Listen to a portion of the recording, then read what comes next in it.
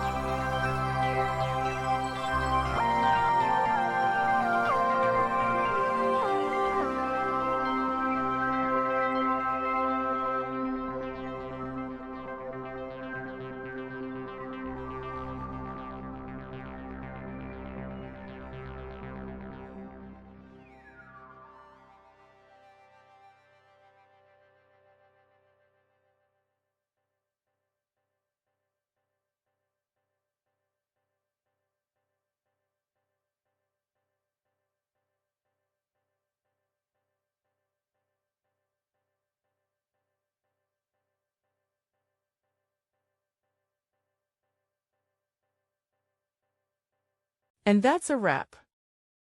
I hope you found the answer you were looking for. If you did, take a second to hit that subscribe button. It really helps out. And let me know in the comments which solution worked best for you. See you next time in the debug zone.